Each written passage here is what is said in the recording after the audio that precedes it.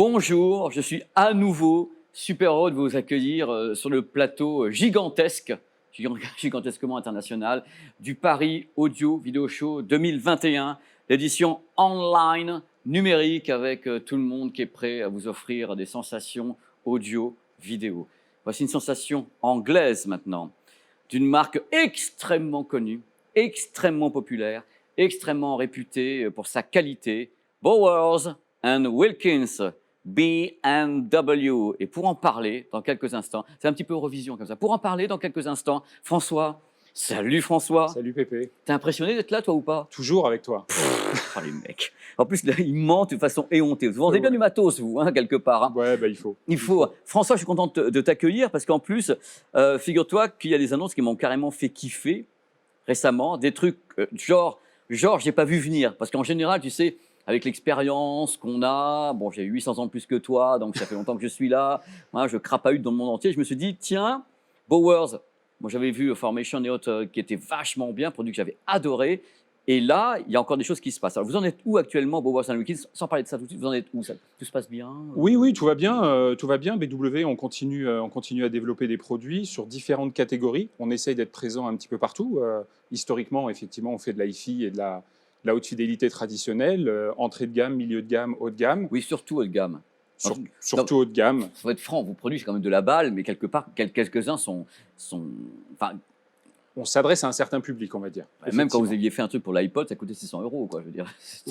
Presque 700 même. Hein. 700. C'était plutôt 700. Ouais. C'était un de mes produits favoris. Je sais. Qu'est-ce que j'ai aimé ce produit. Le design, le ballon de rugby écrasé, là, le son était nickel. Le Zeppelin, ouais. Le Zeppelin. Qui a une très belle histoire. Qui est le Zeppelin et le Zeppelin 2, tu en avais deux en plus. Il y en a eu trois même. Il y a eu trois générations de Zeppelin, ouais. Et c'était, quand le produit est sorti, tout le monde est resté sidéré par la qualité et le fait qu'on puisse exploiter comme ça un iPod avec un son comme ça. Quoi. Ouais, sans arrogance aucune. À l'époque, les docks n'existaient pas vraiment. Ah si, il y en avait, mais ils étaient... Ouais, ils étaient petits et ils n'étaient pas très chers. Et quand on a lancé ce dock en 2006, on nous a dit que ça ne marcherait jamais et qu'on n'en vendrait pas. Et en fait, on a participé, on ne va pas dire qu'on l'a créé, mais en tout cas, on a participé à créer cette catégorie de dock. Et vous en avez vendu vachement en plus. En France, on en a vendu, je crois, 40 ou 45 000. Hallucinant. En France. Hallucinant pour un produit comme ça. Donc, il y a l'histoire autour de Bowers & Wilkins. Et là, actuellement, vous faites de tout type de produits. Et vous avez sorti un truc qui, moi, me fait littéralement kiffer parce que je ne l'ai pas vu venir. C'est une comète de « Allez !» Et c'est ce qui est devant nous. C'est les casques intra True Wireless, absolument. On a un historique au niveau des casques que tu connais, puisque tu as testé les premiers il y a une dizaine d'années. En 10 ans, on a lancé à peu près, je crois, 13 ou 14 casques. Donc, on a une petite expertise au niveau du casque audio qu'on a toujours appelé dans une catégorie. J'ai du mal à appeler ça un casque, moi, c'est que les écouteurs ou les intras. Alors, oui. Je ne voulais pas t'arrêter, mais pour moi, c'est un produit, les gens appellent pas ça un casque. Pour moi, le casque, voilà. Non, alors c'est ce que je disais. On avait avant. Vous aviez des casques. Des casques. Et aujourd'hui, on a des écouteurs intra True Wireless. C'est une catégorie de produits sur laquelle on était absent plutôt. Et on a travaillé longtemps dessus. Chez BW, on a une philosophie, c'est qu'on ne sort pas un produit tant qu'il ne répond pas à des normes et à l'ADN de la marque. Il y a beaucoup de produits qui ne sont pas sortis, qu'on a vus dans les laboratoires, dans les R&D, et qui finalement ne sont jamais sortis parce qu'ils n'ont pas passé les stades d'écoute et ne répondaient pas à l'ADN de la marque. Celui-ci, il répond. Alors justement, c'était la surprise totale, parce que True Wireless, on parlera des tarifs un petit peu après. Est-ce que tu veux qu'on commence par parler du PI5 et qu'après on fasse le 7 parce qu'il est différent dans le concept, on expliquera pourquoi tout à l'heure, parce que le 7 apparaît-il une fonction, enfin quelque chose qu'on n'avait pas trop fait auparavant, enfin pas de cette façon-là. Ouais, c'est le petit secret du PI7. C'est le petit secret, et puis comme on aime bien faire des secrets, on vous le dira après. D'abord, tiens, voilà, le 5. Allez. Allez François, au les cœurs. Effectivement, deux modèles. PI5, un modèle plutôt, on va dire, milieu de gamme au niveau de son positionnement, et le PI7. Le PI5, on est sur un casque donc intra-auriculaire, des écouteurs intra-auriculaires avec un transducteur dans chaque oreillette. Transducteur égale haut-parleur dans le domaine des écouteurs intra-auriculaires. Un transducteur, ça veut dire que ce transducteur va gérer en fait tout le spectre musical, les graves, les médiums, les aigus. Voilà. On va avoir un amplificateur par oreillette, un DSP pour pouvoir justement driver ça intelligemment. On explique ce que c'est. Le DSP, c'est une puce qui permet en fait de faire le tuning. Alors tuning, j'ai pas trop le terme en français. Toi, tu vas l'ajustement, l'ajustement audio, le traitement audio, l'ajustement, le tuning. Les gens comprennent. Oui, absolument. Donc on va avoir ça dans chaque oreillette, donc ça va fonctionner vraiment comme une petite enceinte qu'on va avoir dans les écouteurs. Il faut savoir que ces produits sont noise cancelling. Noise cancelling, c'est donc en théorie l'annulation de bruit ambiant. Moi, je préfère parler de réduction. Ah bah tu ne peux pas annuler. On ne peut pas l'annuler totalement. On ne peut pas. Donc c'est une réduction de bruit. Il y a le terme marketing et il y a la réalité. La réalité, c'est la réduction de bruit. Alors justement, François, quand on parle de réduction de bruit, moi je parle micro. Donc tu as des micros dans chacune des deux. Tu as 2 micros, tu as un micro. 2 micros dans chaque oreillette sur un PI5. Il y en a plus sur le PI7. Sur le PI5, on en a 2. On va avoir un micro qui va être utilisé pour le vocal, quand on va passer ses appels, ou quand on va vouloir piloter le casque avec le vocal. Et on a un micro qui va analyser en fait le bruit ambiant de manière à le réduire. D'accord. Et ça, c'est un produit qui est donc Bluetooth, il est aptX. Il est Bluetooth aptX. Sur le PI5, on va dire, les codecs de base. L'aptX HD, les codecs... Tu es sûr que l'aptX HD, le 5 Oui, il y a d'autres codecs aptX. Non, mais attends, je me permets, parce que je suis là, et si je peux essayer de voir. Parce que moi, si mon dossier de presse dans la tête était OK, c'est le 5 avec l'aptX et le 7 monté aptX HD. Pour moi, on a l'aptX, c'est pas grave, on le vérifiera. AAC et le SBC dans le P5, il me semble, dans le PI5. C'est merveilleux. Je dis peut-être une bêtise. Mais moi aussi, surtout moi, parce que je ne travaille pas chez Bowers & Wilkins, messieurs, dames. Donc, enfin, dans tous les cas, vous avez des codecs qui sont déjà des codecs évolués, parce que vous travaillez avec Qualcomm. Bien sûr. Et donc, c'est cool. Donc, ça, c'est un produit. Alors, on va quand même donner le tarif, parce que je pense que là, c'est comme entre guillemets des petits produits, j'ai besoin de savoir. Celui-ci est positionné à combien? On va parler encore de 2 choses avant. Oui, j'allais le faire. On va parler d'autonomie, parce que c'est important. Ouais. On a 25 heures d'autonomie sur le PI5. Avec tout activé? 25 heures total, tout activé, absolument. Ah bon? Total, parce qu'à nouveau, il faut faire attention. Non, mettez le truc avec la boîte. Bien sûr. Ben non, c'est de la triche.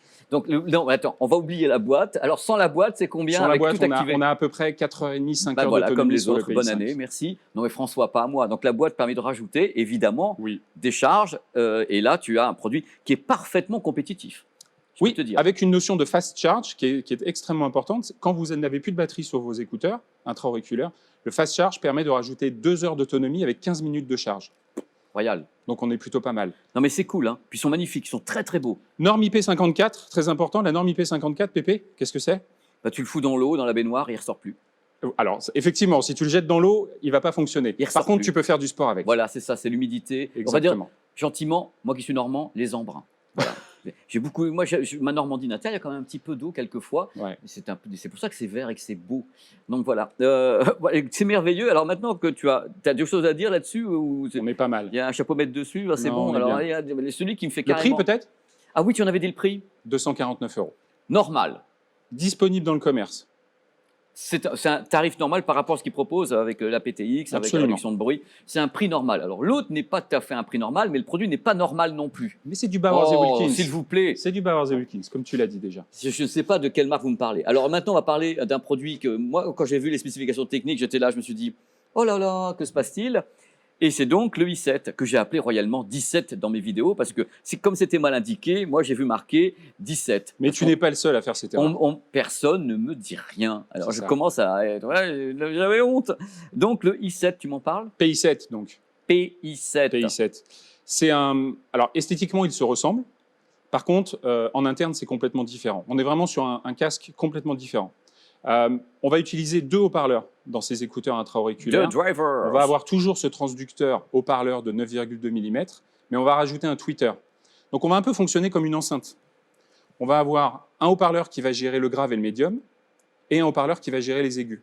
Ça permet d'avoir beaucoup plus de clarté, un son beaucoup plus équilibré.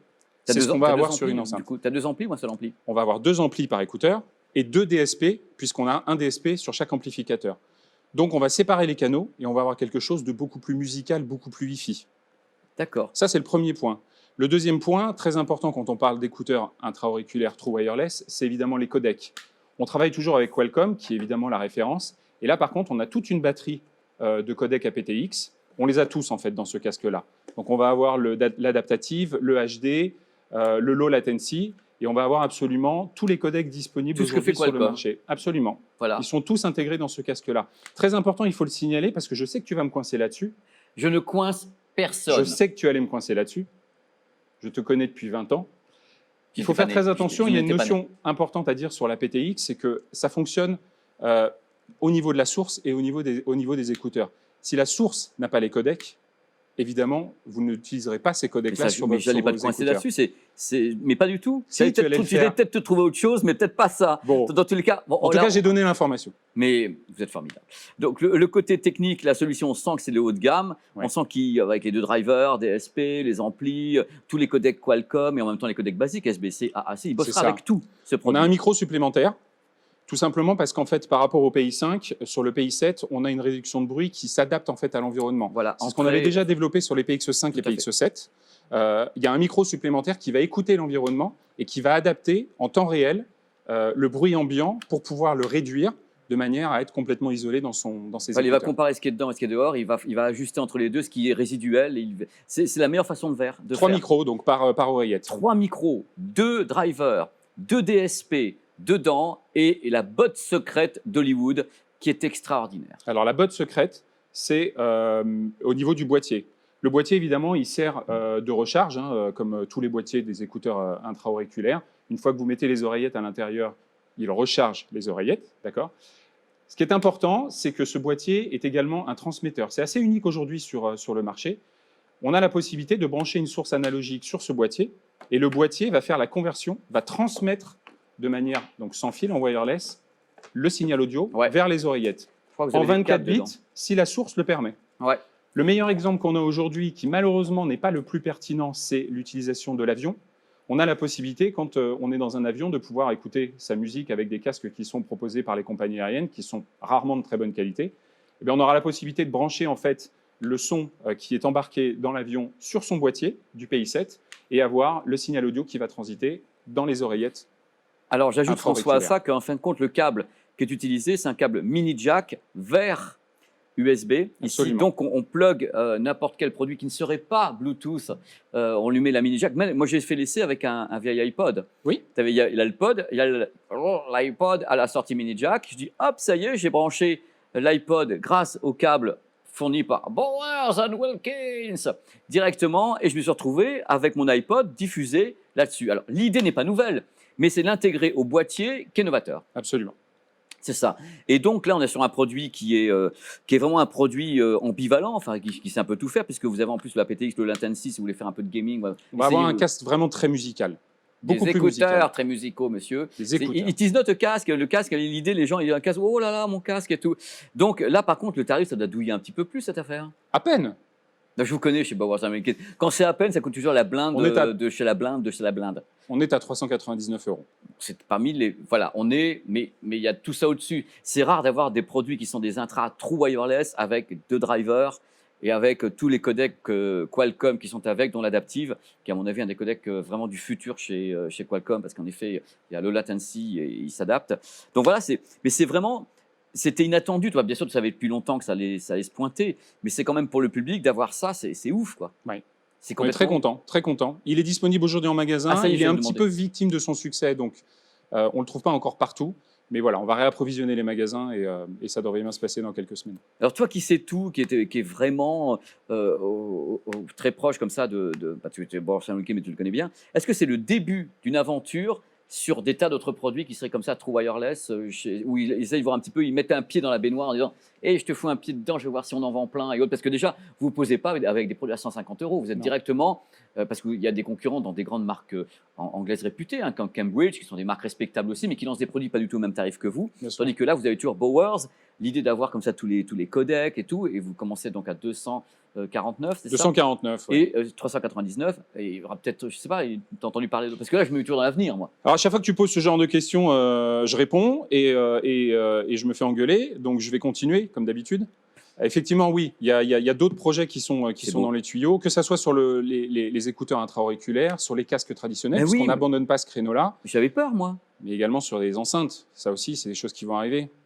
Alors, ouais, je ne sais pas, parce que moi, j'étais quand même fan aussi des petites enceintes Bluetooth, des trucs comme ça. Il y a peut-être des trucs, je ne sais pas. Il y avait des trucs qui étaient quand même intéressants chez Alors, vous. la gamme Formation continue. Il y a des choses qui vont arriver. Refais-moi la phrase. La gamme, vas-y.